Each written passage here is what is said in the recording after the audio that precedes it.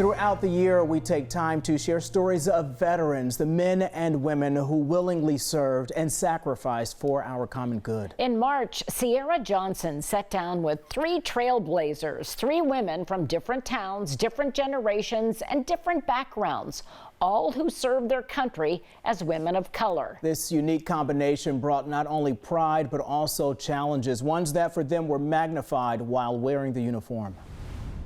3 women with 3 distinct paths to the military, each drawn by a different reason, yet united by a common desire to seek change and face a real challenge. I joined actually because I grew up in Columbus and I had dreams and aspirations of leaving Columbus and wanted to travel the world. A neighbor of mine came to me and said that women could not make it in the Marine Corps.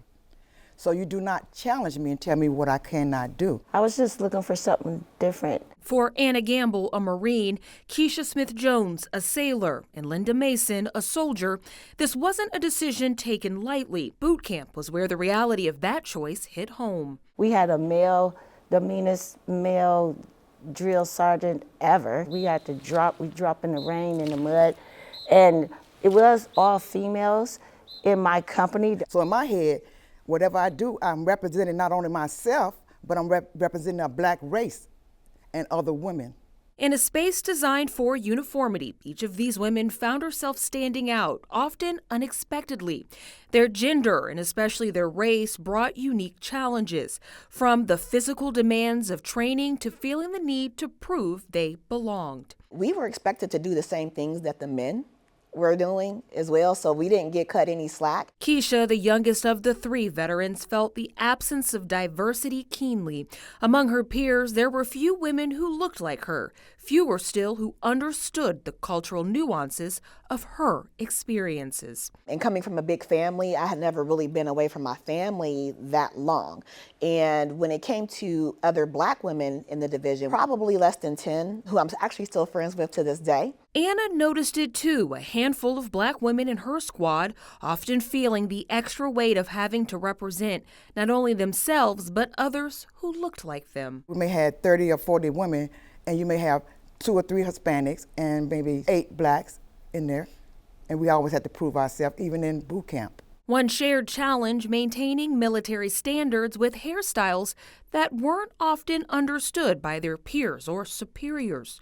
The rules didn't account for the unique needs of black women, and that added to the everyday pressures of service. It had to be above this ear and tight, and there are some times when I just didn't get it. My hair just went a little wacky. I was supposed to have it pulled back, but sometimes it just sweat and you can't control the texture of it. Some of the females who had their hair chemically treated would break off. There wasn't any black shampoo for our hair, for a textured hair. Now, decades later, these women continue to serve, whether through churches, on community boards, or running their own businesses. The lessons they learned in the military prepared them for every new chapter in their lives.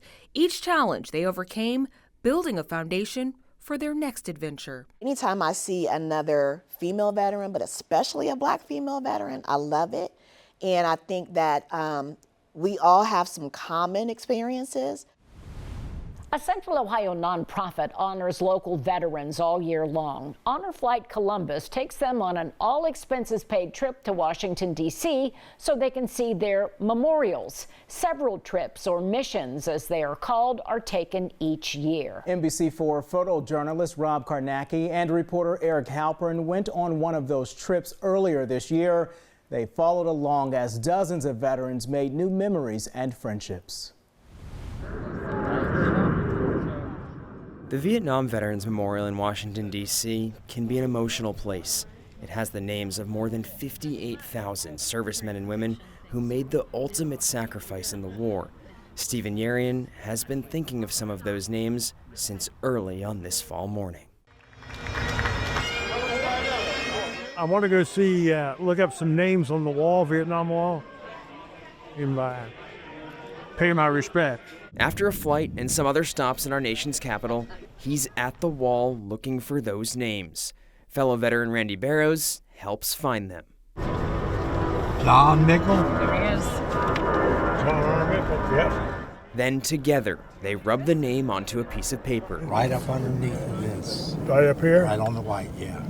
Stephen was in the Navy in the Vietnam War. Randy was in the Air Force. The two rubbings Stephen now has are of John Mickle, an old neighbor and family friend, and Ray Sharp, his mentor when he first began serving in the Navy. Mm-hmm. Yes. It is. It's very special. I can put it in my office with all my military stuff in there. It's very important. It just kind of closes things, puts closure on some things for me. Great. I certainly didn't lose much personally myself, but I cared a lot about Ray, and I grew up with John. This was just one of a handful of special moments Stephen and Randy shared throughout the day. They were on an honor flight, a free one-day trip for veterans to see their memorials in D.C. This one marked Honor Flight Columbus taking 10,000 veterans on the meaningful missions. Oh, wait! Hold the camera, guys. Oh, wait! Randy and Stephen did not know each other before the Honor Flight experience, but you wouldn't know it by looking at them. When the 90 veterans get back to Columbus, they're met with a hero's welcome home. Thank you. How you doing? Thank you. Thanks. Something many did not get decades ago. It's awesome. Undescribable. It's a feeling that a lot of the Vietnam veterans never got when they came back, and this is more than we could ever hope for. It's an honor for me to be a part of this, So, it's incredible.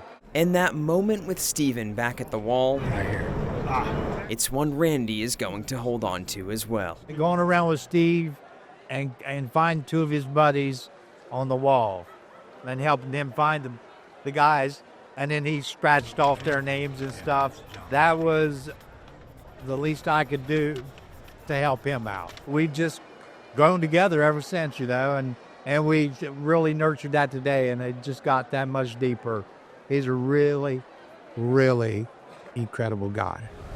Eric told me some of the veterans had been to D.C. before, but making the trip with fellow veterans was an incredibly special experience. And again, this trip is completely free for those veterans. And we want as many people as possible to have the chance to make this trip. If you are a veteran and want to go, or you know a veteran who should get this honor, sign-up information is on our website, NBC4i.com.